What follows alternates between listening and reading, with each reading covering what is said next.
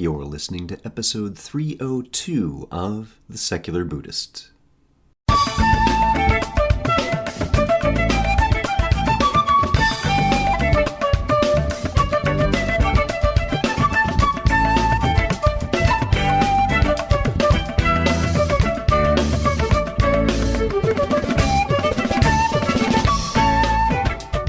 Welcome to The Secular Buddhist. I'm Ted Meissner. The Secular Buddhist is the official podcast of the Secular Buddhist Association, a grassroots-driven effort to answer the needs of secular teaching and practice for contemporary society. The podcast has interviews and roundtable discussions pertaining to engaged Buddhist training and practice, and the SBA website has show notes for each episode along with resource materials. Though the podcast focuses on core practice from a secular viewpoint, more traditional teachings are welcome and openly discussed. Dan Cozort joins us to speak about the Oxford Handbook of Buddhist Ethics.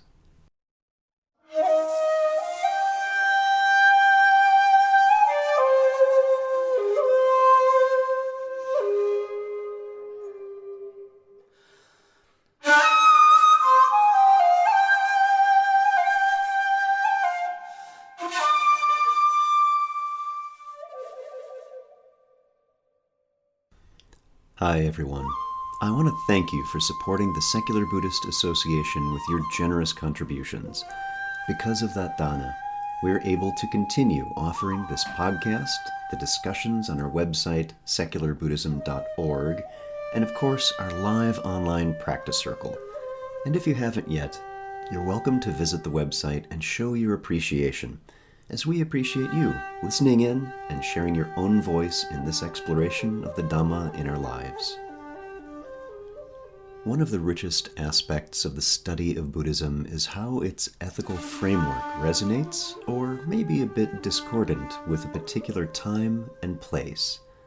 Far from being a dusty retrospective of what was, Buddhist ethics has a great deal to say about how people live their lives today in a variety of cultural contexts. As we've seen from continued problems with teacher abuse of their relations with students, the codes of conduct and even what one should have in one's heart and mind remain a choice that comes alive when studied and practiced in the world. Dan Cozort grew up in North Dakota, where he ran cross-country and track and was a successful debater and extemporaneous speaker. At Brown University, he majored in religious studies, specializing in Christian theology and ethics. At the Graduate School of the University of Virginia, he specialized in Buddhism, learned Tibetan and Sanskrit, and began his collaboration with Tibetan lamas. He did a year of fieldwork in India, traveling broadly and staying in Tibetan monasteries. His teaching career began with a 2-year appointment at Bates College in Maine. Coming to Dickinson in 1988, he proposed that the college join the South India Term Abroad Consortium, which he directed in Maduri, South India in 1992 and 93. In 2000, he began to teach in the Norwich Humanities Program in England, and in 2003 to 2005, he was its resident director. Dan's teaching is principally in the area of comparative religion, where he offers courses on Buddhism and Hinduism. However, he's also taught about Native American religions, about love and sex in relation to religion, about happiness, and has taught a variety of courses in the theory of religious studies. Since 2006, he's been editor of the Journal of Buddhist Ethics, and he is currently editing the Oxford Handbook of Buddhist Ethics. So, sit back, relax, and have a nice orange ginger tea. Our guest today is Daniel Cozort. Dan, welcome to the podcast. Glad to be speaking with you. It's nice to be here. So let's just dive right in and have you tell us about your background and your journey with your role and how you got there. It actually goes back to the time when I was a student at Brown University in the 1970s. And I discovered Buddhism in part because the Providence Zen Center was located not far away from me. And I went over there one night, and it was very confusing, the lecture that was given. Sun Sanim, the Zen master, was away, So one of his senior students gave the lecture. And afterwards, we went upstairs and we were drinking tea and eating popcorn. And I made the mistake of asking a question of the form, why did Bodhidharma come to the East? I said, why did Sunsanim come to Providence? Said, so you could drink tea and eat popcorn.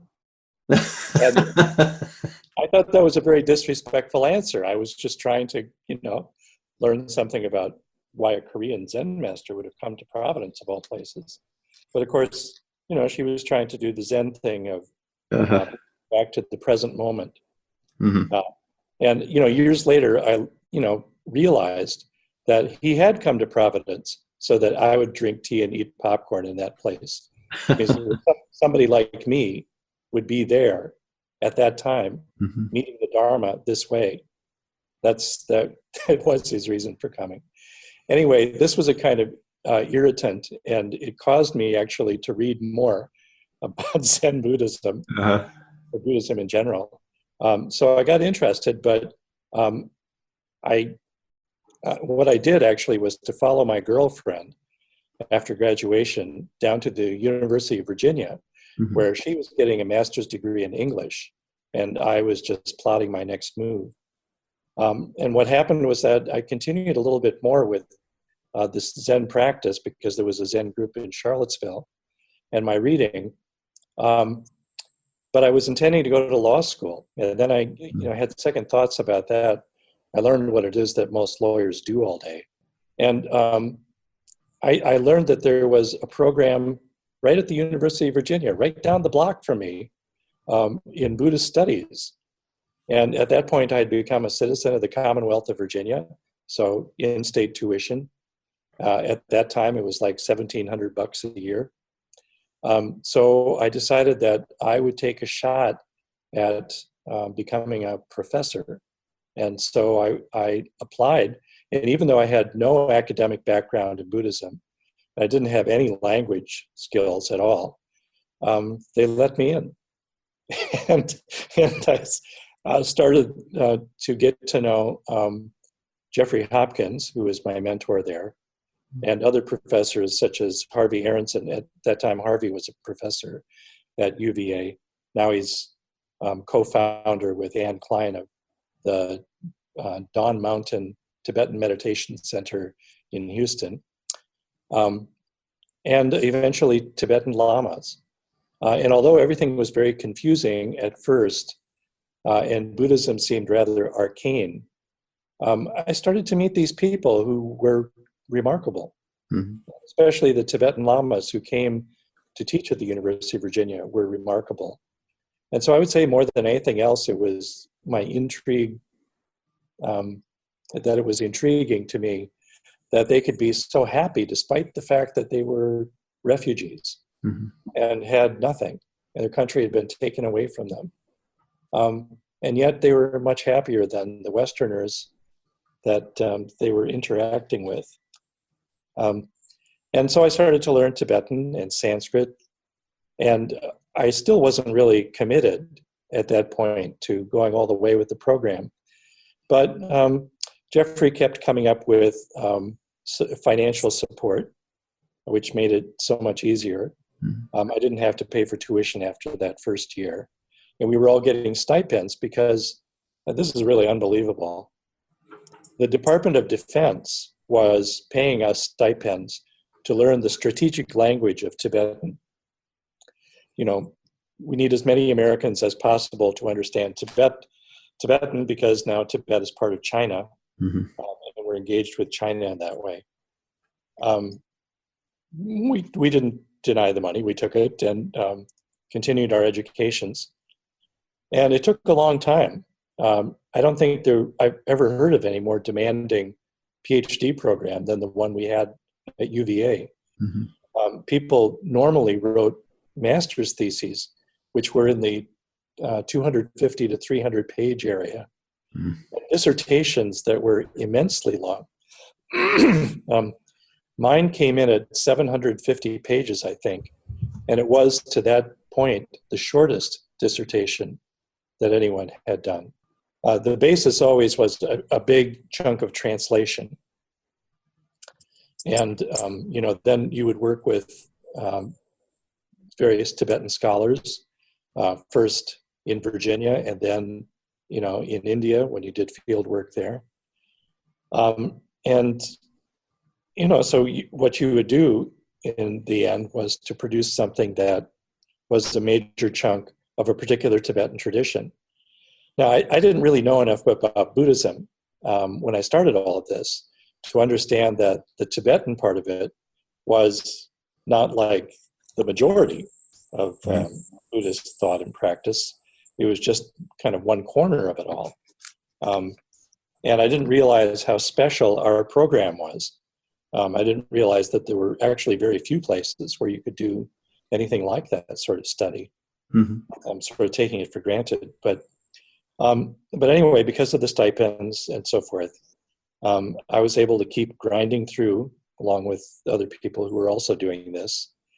And although it took, in the end, more than a decade to get that PhD, I also had this tremendous body of work, which later on could be developed into books, which turned out to be very helpful for my academic career, of course. So I had various jobs. I worked first at James Madison University part-time. Then later I had a 2-year stint at Bates College in Maine. And then finally I landed this job at Dickinson College in Pennsylvania, where I've been for the last 31 years now. I've been the only person in my department who teaches about anything Asian. In fact, I'm really the only person in my department who does something outside of Christianity and Judaism and a little bit of Islam. So I developed in lots of different ways, and I taught not only about Buddhism, but also Native American religions. And I regularly teach about Hinduism. I develop courses in romantic love in the Western tradition.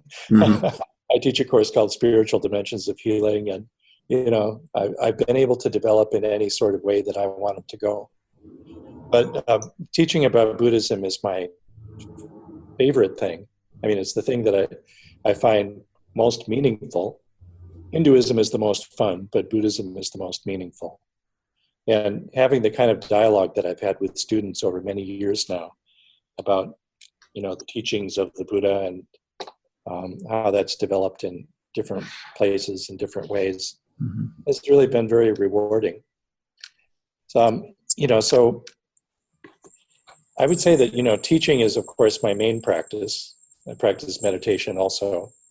I haven't ever identified myself in a specific way as being, say, a Tibetan Buddhist, because I still find all of the Buddhist traditions to be meaningful in different ways. And so although I have actually received refuge vows in the Tibetan tradition, I didn't make a commitment to practice that exclusively. So I'm a typical American Buddhist, maybe, somebody who's had exposure to different Buddhist traditions and doesn't think that there's anything wrong with sort of blending them, as long as one knows what one is doing when one is doing that. What ingredients to mix here? What will this taste like? Or not trying to blend so much as, it's more like a salad, where each of the ingredients is distinct, but they are mixed together. So, I mean, loving kindness meditation in the Theravada style, I find nothing, wrong with doing that, and then going back to work on my translation of a Tibetan philosophical text. But anyway, one thing that's maybe relevant to the discussion that we're having here about Buddhist ethics and specifically this book is that at the University of Virginia, we were all trained in Buddhist philosophy. And, my master's thesis, which was on highest yoga tantra, came out of a specific tradition, the Gelugpa tradition. And then my other work was on a specific school of Indian Buddhism, the Prasangika Madhyamaka school, as understood in the Tibetan Gelugpa tradition. And ethics was kind of a tangential concern rather than a central one. Mm-hmm. And so it's really kind of an accident that brought me over to the side of Buddhist ethics. It was that I think it was about 1991, that Joshua Cutler at the Tibetan Buddhist Learning Center in New Jersey decided to put together a team of people who would translate Tsongkhapa's Lamrim Chemo. Tsongkhapa is one of the most important figures in Tibetan Buddhism in the 14th century. And his work, Lamrim Chemo, we translated it as the great treatise on the stages of the path. And to translate it all together required, I don't know, something like 3 times 350 pages. So it's a long book. And it can be difficult in places, but what came out of it in the end is probably the finest exposition of all of the different aspects of the Buddhist path, I would say, by anybody in any tradition. But anyway, in terms of what happened with me, I was invited to come on, and the part that I was assigned had to do with 2 of the perfections of bodhisattvas, the perfection of patience and the perfection of ethical discipline. And so, I translated those, and then I went to India. I was director of a study abroad program in India. And after it was finished, it was a fall semester program, I went to Sera Monastery, which originally was near Lhasa in Tibet, but which has been reestablished in Karnataka state in South India. And that's where I found, his name is escaping me right now. I'm really kind of embarrassed about that. I think it was Geshe Lobsang Tenzin. And he later became a very important person in the Gelugpa tradition. I mean, he became the head of it, actually. But he was available for me to have classes with, where he could talk about this text that I had translated. And then I could improve the translation and, understand it better so as to write explanatory footnotes. And so, of course, I was, in the ethics part of Buddhism at that point. I followed that up later by writing an article about anger in this text and how destructive anger is. Anger is interesting because, when you get angry at someone, you not only develop bad karma, but you also destroy the roots of virtue that have been established previously by virtuous acts. So it can undermine lifetimes and lifetimes of good action to get angry. So I wanted to understand why anger was so incredibly potent. And it turned out there's a number of qualifications about it, so that it's not quite as bad as it seems at first glance. But in any case, I wrote this, and I decided to send it something that was just getting off the ground, which was the Journal of Buddhist Ethics. And that began my association with this journal, which later led to me becoming its editor and getting heavily involved in ethics. So let's talk a little bit about Buddhist ethics itself and what that means. Is it just a set of "thus have I heard" nots, or is it something other than a list? Oh, no, it's much more than a list. What I like to say is that, Buddhism's ideal is human perfection. With a religion like Christianity or Judaism or Islam, it's about obedience to God, and or submission to God even. They don't have an ideal of human perfection. Well, maybe you could say in the Orthodox Christian tradition, becoming like Christ is a kind of ideal, but of course nobody can actually be Christ. Buddhism, on the other hand, says everybody can be Buddha, or at least can become a liberated being, an arhat. And the Buddha is an arhat too. and maybe some special things that have to do with Buddhas that ordinary arhats don't have. But in any case, because the ideal is human perfection, ethics really have to be central. People cannot just simply realize the nature of reality, becoming enlightened that way, and then magically all of the virtues such as love, compassion, joy, and equanimity, the four Brahma Viharas they're called, or divine abodes, or generosity, patience, effort, and so forth, which are the bodhisattva perfections. They don't just magically happen. They have to be cultivated. And there are traditions within Buddhism that say that actually it may be that the cultivation of these virtues is what will lead to enlightenment, rather than, kind of the other way around. Mm-hmm. So, I mean, when the Buddha was teaching the Four Noble Truths and the Eightfold Path, of course, 3 of the 8 spokes of the Eightfold Path have to do with action, speech, and livelihood. So that's ethical, and that means that, it's embedded there as something that's one of the 3 trainings, that have to be undertaken together. So, there's that there. But anyway, it's just obvious that Buddhist ethics are very important.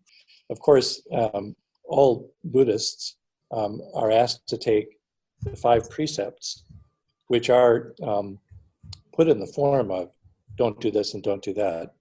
Don't harm, don't lie, don't steal, don't engage in sexual misconduct, don't take intoxicants.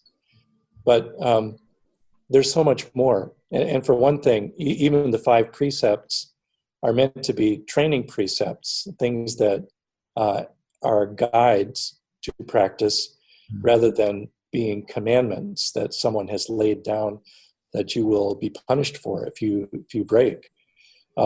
As Peter Harvey says in his excellent book, Introduction to Buddhist Ethics, all of the precepts are understood to have a positive valence too. I mean, so we're not to harm others, but that also implies that we're to help others. We're not to lie to others, but it's also implied that we ought to tell the truth, and we ought to encourage other people to tell the truth. So these are all positive qualities to be developed.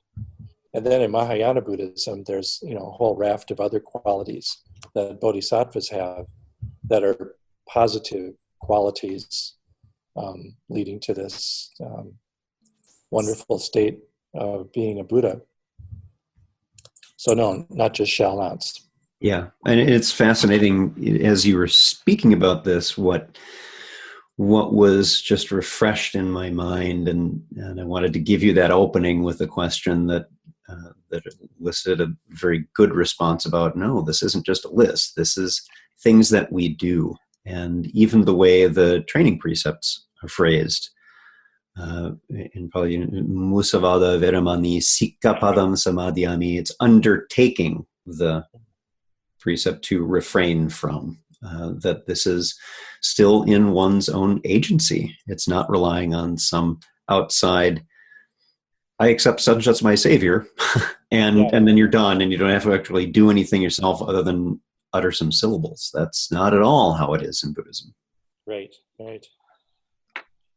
So tell us a little bit about the journal itself. I've been around since the early mid-90s. Can you say a little bit more about that? Yeah, it was founded by Damien Keown, who taught at the University of London Goldsmith, and Chuck Prebish, who was teaching at Penn State University until he retired there and started teaching at Utah State University. Both of them had been writing about Buddhist ethics. Prebish, for instance, is an expert on Vinaya, the monastic codes. Mm-hmm. Keown had, his first book was called The Nature of Buddhist Ethics. And, in it he was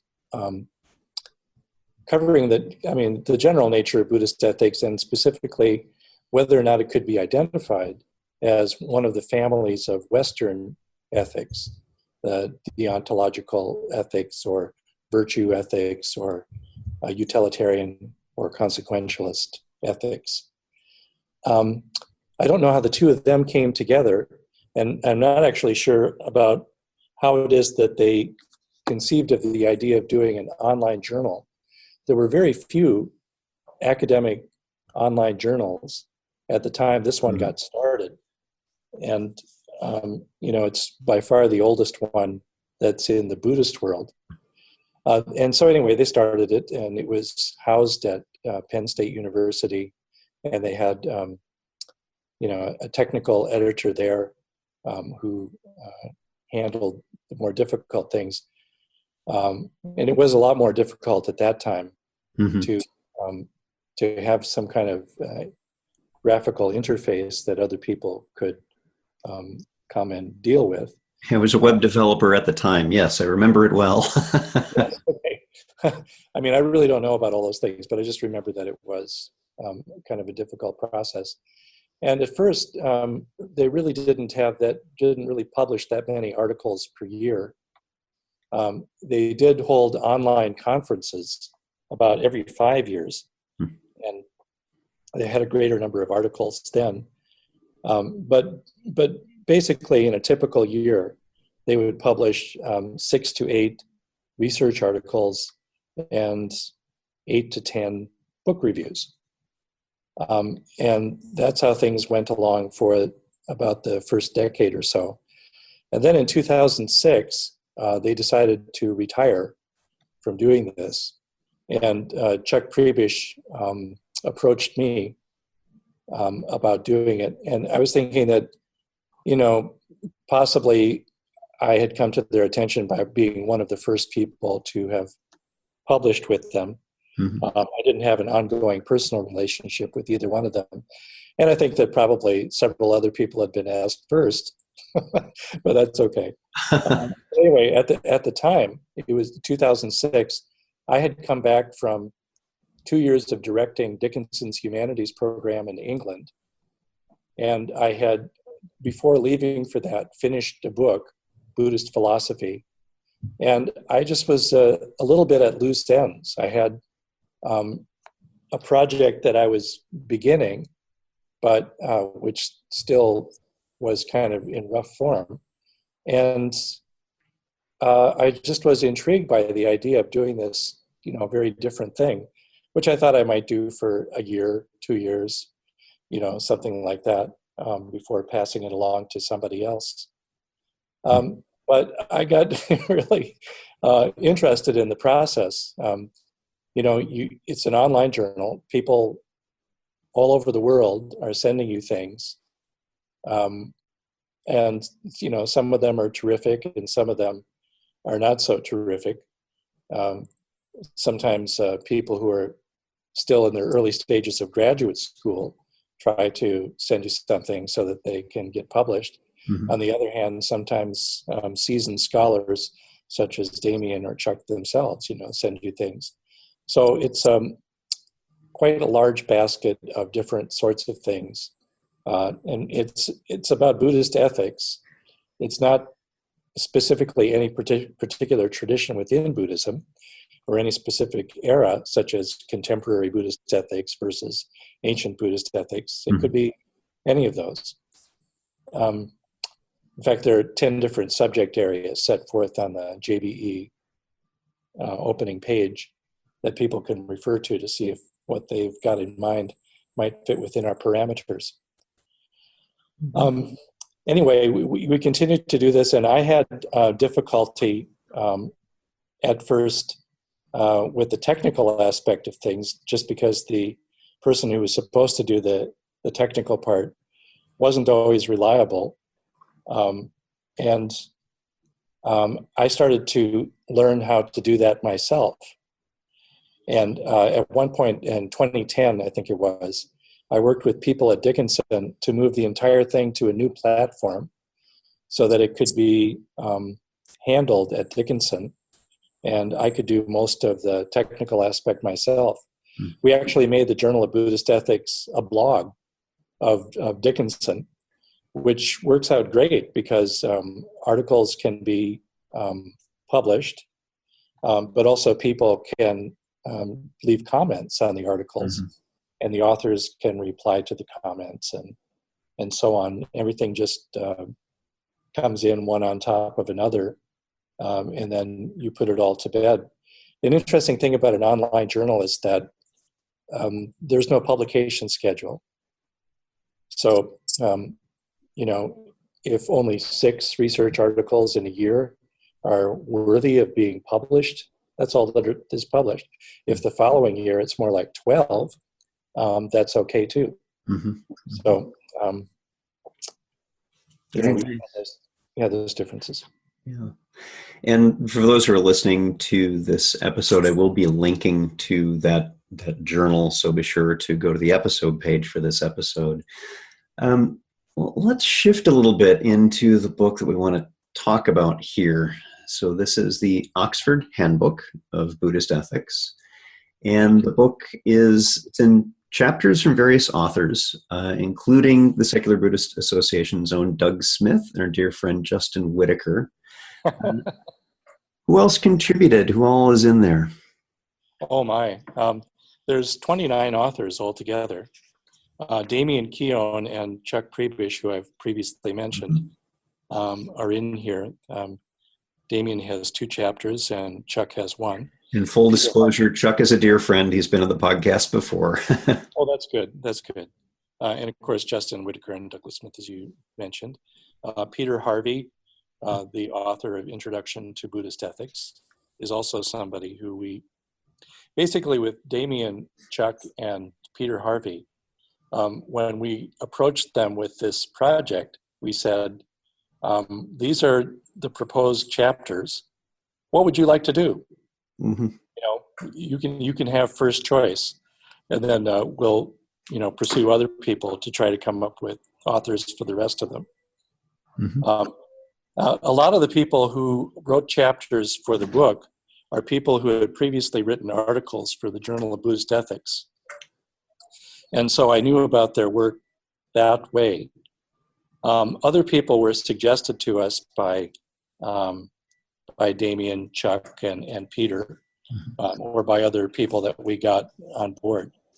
Included among our authors are Bhikkhu Analayo, who's kind of a quasi-academic. He has a PhD, from the University of Hamburg, and does teach at universities, but also is an ordained monk.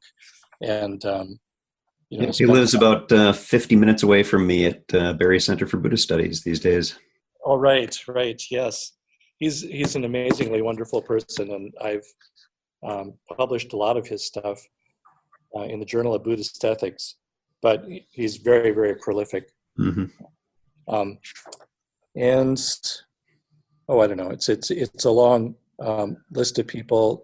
Some young, some people who are retired, some people in Asia and Europe, and other people in America. It's just whoever. We went after the people who were most renowned in these particular areas, and almost always we were able to get them to agree to do this, because it's the Oxford Handbook of Buddhist Ethics. It's everyone recognized that this is something that will be kind of the standard reference work for this particular part of Buddhism for some years to come.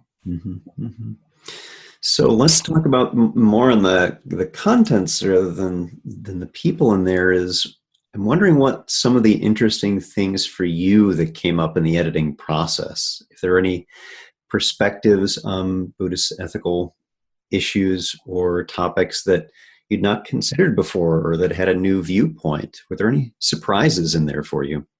Well, there was a lot of things that I didn't have previous knowledge about. So I've never really studied Pure Land Buddhism to any extent. And so we have a chapter on ethics in Pure Land schools. We have another chapter on a perspective on ethics in the Lotus Sutra, just by itself, because the Lotus Sutra has been so important in East Asia. And I didn't really have much knowledge about that before, nor had I done a study of Buddhism that was really based in geography. So what Juliana Essen had to say about Buddhist ethics in South and Southeast Asia, or what Richard Madsen said about East Asian Buddhist ethics, or even for that matter, Holly Gailey wrote about Buddhist ethics in contemporary Tibet.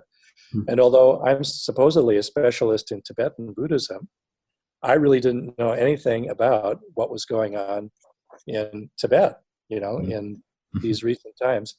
And there it was really interesting to discover that there are people promoting vegetarianism.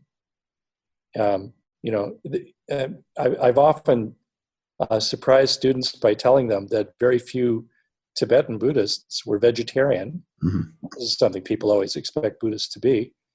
And I say, well, it would have been very difficult in Tibet, a place, the high plateau and so forth, where it's not easy to grow a lot of food and so forth, to do without animal products. But there are, in fact, quite a few people these days who are going vegetarian, and movements started by Tibetan monastics that have spread among lay people. And then one of the most interesting chapters to me was The Psychology of Moral Judgment and Perception in Indo-Tibetan Buddhist Ethics by Emily McRae, which is kind of, going behind the curtain in terms of how you assess psychologically why it is that people make the choices that they do, and how you can develop that way. Transformative practices in terms of human psychology. So if for listeners who don't know anything about the organization of the book, I'll just say that it has 5 parts altogether. There's a foundations part that just has chapters about karma, the bodhisattva precepts, and ethics, meditation, and wisdom. There's another part that has to do with various Buddhist traditions, such as the early tradition and the Madhyamaka school and Pure Land school and Tantric school and so forth. There's a short section on comparative perspectives, like Buddhist ethics compared to Western ethics, and the one I just mentioned about the psychology of moral judgment, and Dan Arnold's chapter about, it was supposed to be originally about kind of neuropsychology and Buddhism, but it became something else that I'm not remembering right now. Part 4 is about Buddhism and society, and includes chapters on Buddhist economics and Buddhist environmental ethics and war and engaged Buddhism. And then finally, there's a section on contemporary issues such as Buddhism and sexuality, abortion and reproduction, euthanasia, suicide, animal rights. All topics that had come up one way or another in the Journal of Buddhist Ethics too.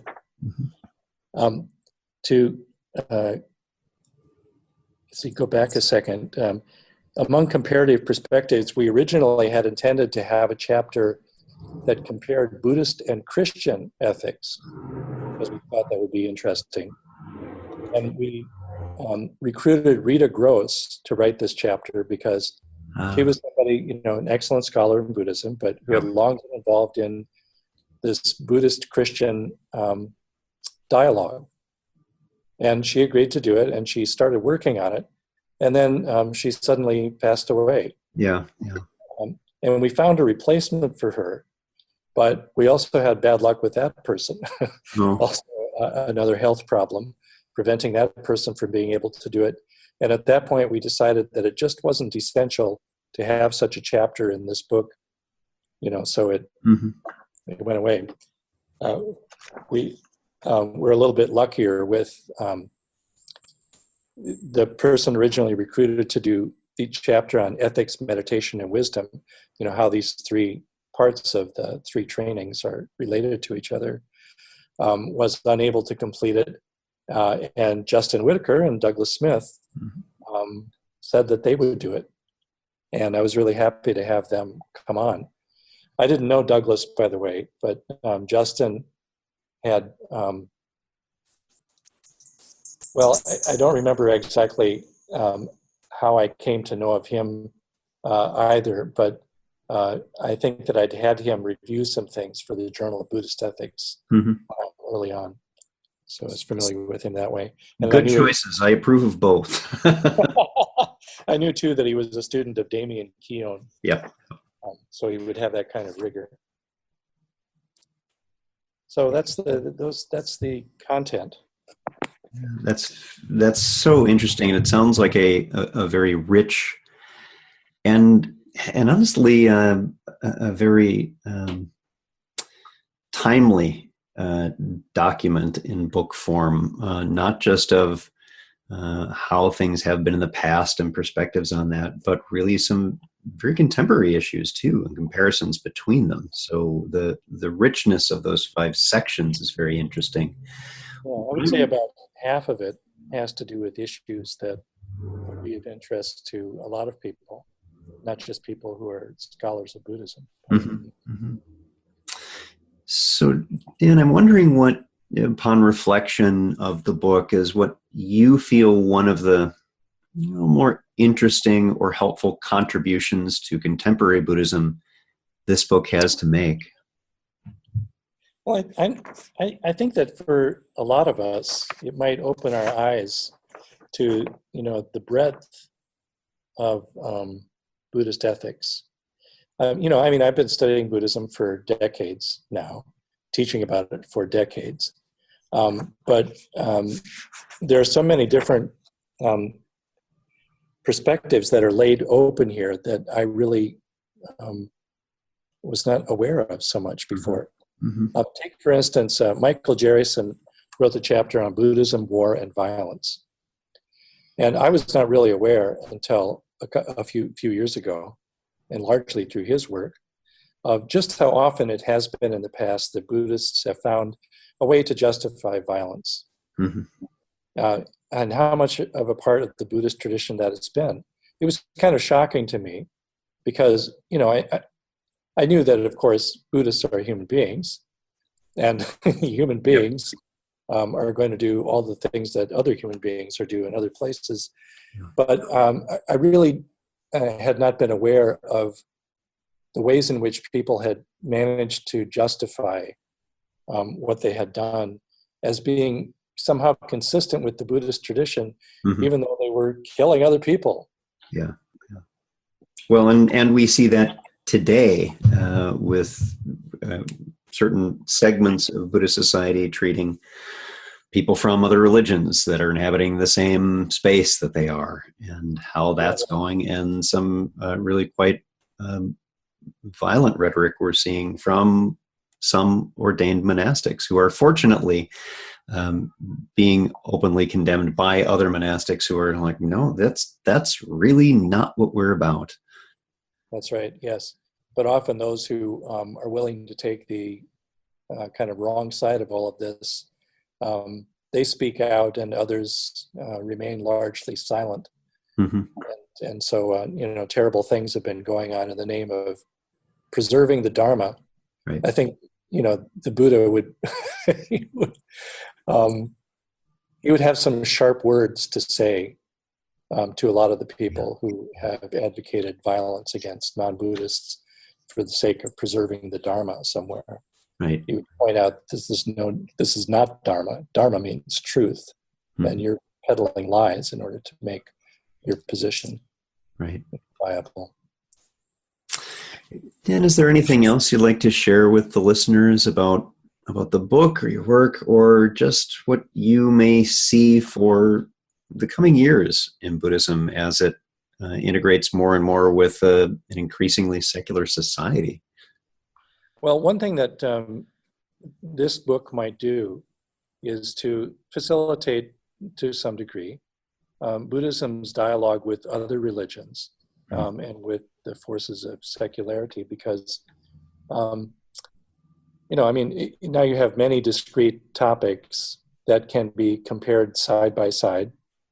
The authors of these essays have been very clear. And they've been trying to write for an audience that is not just other academics, but just an intelligent lay person, Hmm.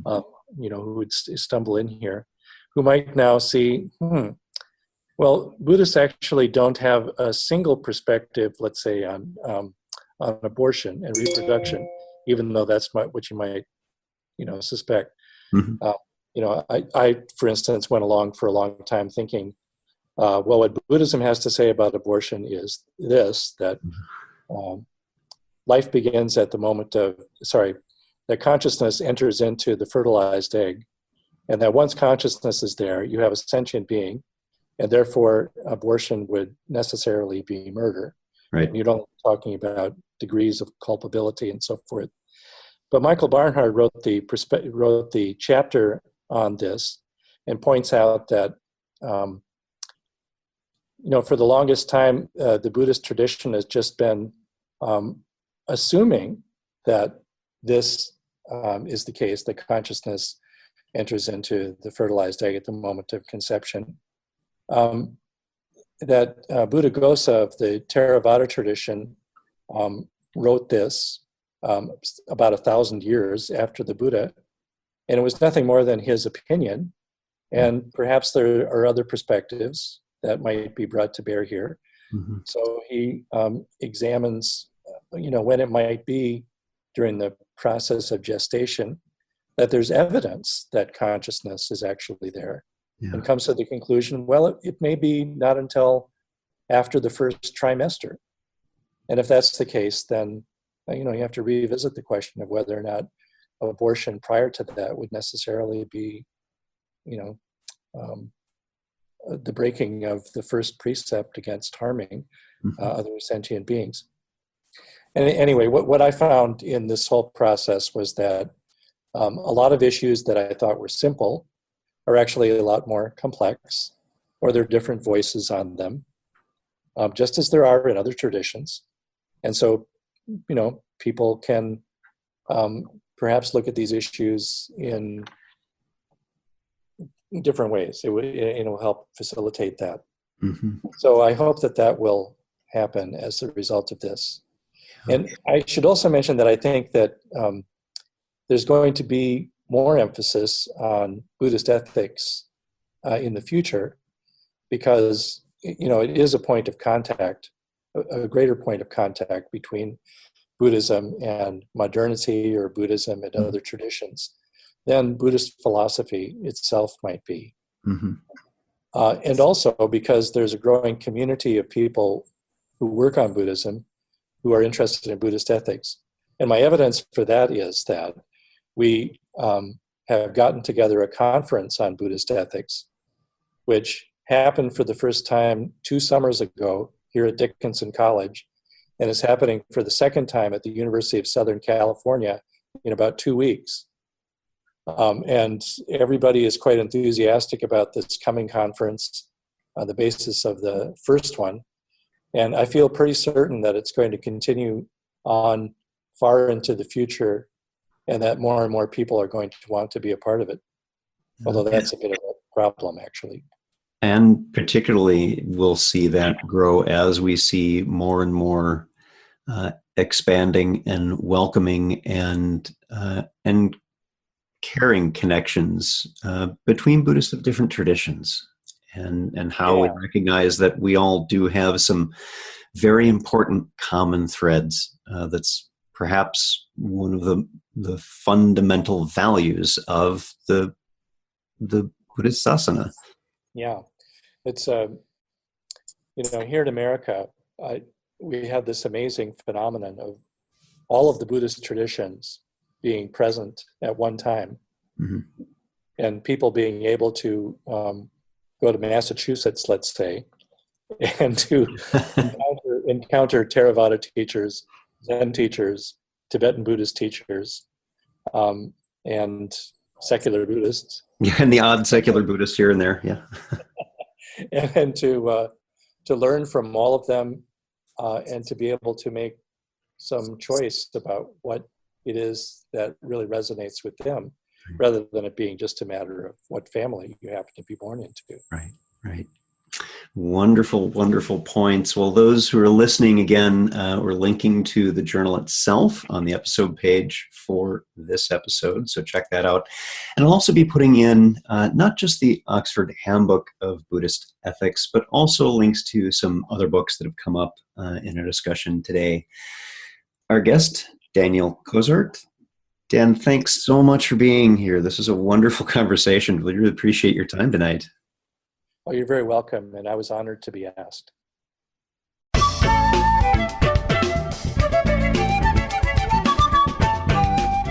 Thanks for listening.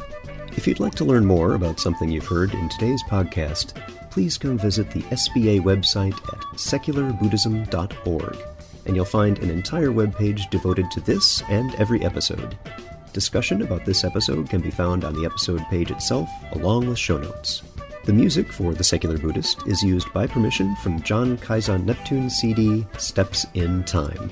Additional music is provided courtesy of Monty Levinson of Taihei Shakuhachi and Rodrigo Rodriguez. Their websites are also linked on the SBA site on the About Podcast Music page. Until next time, remember, every moment you have a choice. Make it the best you can. See you next time on The Secular Buddhist.